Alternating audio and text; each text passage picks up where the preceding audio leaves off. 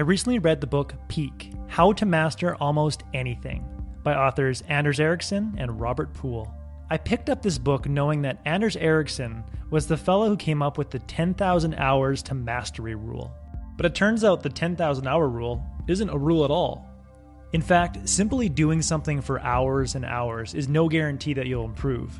Anders says that doctors who have practiced for 20 years are no better than doctors who've been practicing for 5 years if they feel they've reached a level of acceptable performance.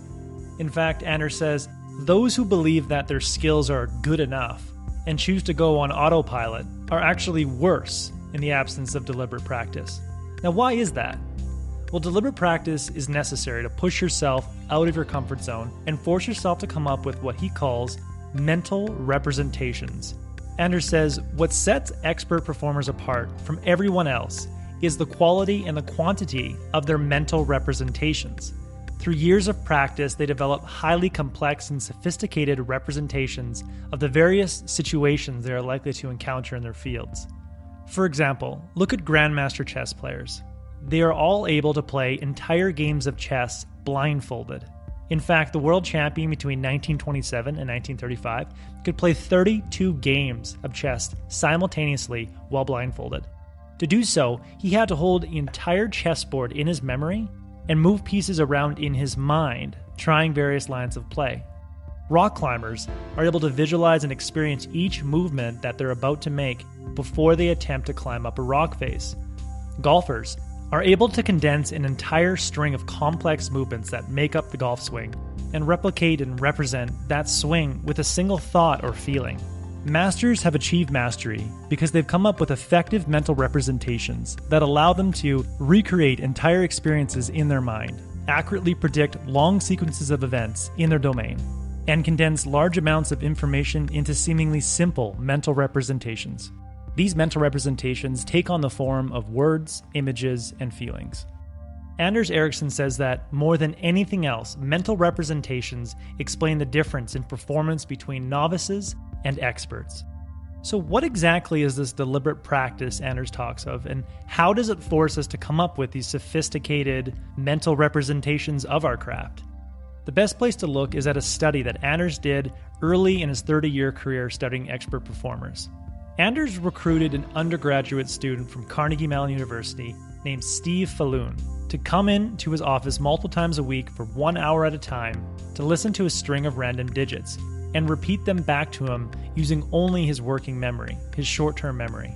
Each session, Anders would give Steve a set of digits to recall. If he got that right, he would add a digit. If he got it wrong, he would take off 2 digits. So he'd go from 6 to 7 to 8. If he got 8 wrong, he'd go back to 6 to 7. So that way he was always operating on the boundary between what he could and couldn't do. After about 4 sessions, Steve got to the point where he could reliably recite 7 digits. And many studies had shown that the capacity of human short-term memory was about 7 units of information. Now at that point, Steve tried to improve beyond 7 digits. Session after session, he would run into a wall of frustration, being unable to recall more than 7 digits time after time. But because this was an experiment, he came back each week trying to improve. Then one day he came in, and he was on a roll. He got 8, then 9, then 10 digits in a row, and finally squeaked out 11 digits by the end of the session. This pattern of progress, hitting a perceived limit to his abilities, experiencing prolonged frustration, and then having a breakthrough, happened over and over again. It happened at 22 digits, 34 digits, and all the way up.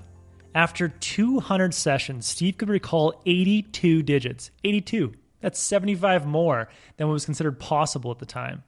And he did this by activating what Anders would later call the 4 components of purposeful practice. First, he had a well-defined specific goal. His short-term targets were extremely obvious. If he was able to recall 13 digits, he knew his next goal was 14. Second, his practice sessions were intense periods of undistracted focus. For an hour, all he would focus on was trying to remember digits. Third, he received feedback after each attempt. In other words, his feedback was immediate and easy to understand. He either got it right or he didn't. And lastly, he was constantly being pushed outside of his comfort zone by operating just on the edge of his abilities.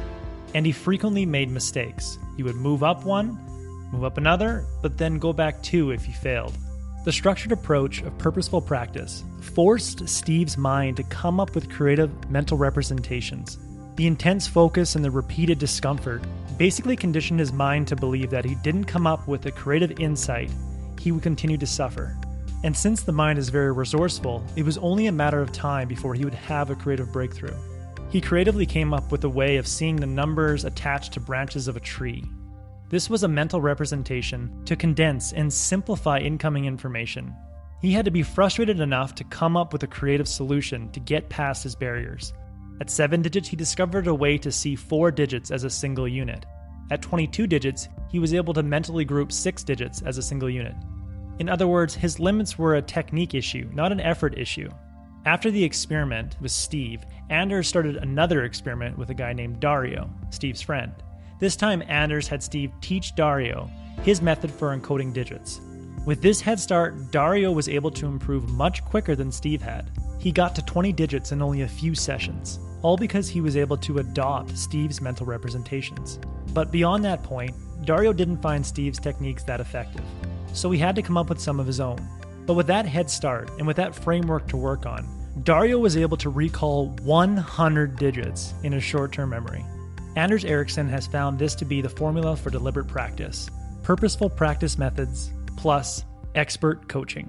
With this combination, you get the perfect formula for improvement. So if you're sick of putting in the hours and not improving at your craft, turn your time into a series of deliberate practice sessions like Steve Falloon experienced, and push yourself to discover new mental representations. At the end of the day, simply doing does not mean you're improving. Mastery is not just about putting in 10,000 hours. It's about 10,000 hours of deliberate practice. Anders says the right sort of practice carried out over a significant period of time leads to improvement. Nothing else will. That was a core message that I gathered from Peak. The book is written by the foremost expert on peak performance, and if you want to discover how far your abilities can go, I highly recommend picking up a copy of this book. If you would like a one-page PDF summary of the entire deliberate practice method that I gathered from this book, just click the link below and I'd be happy to email it to you. If you already subscribe to the free Productivity Game newsletter, this PDF is sitting in your inbox. Thanks for watching.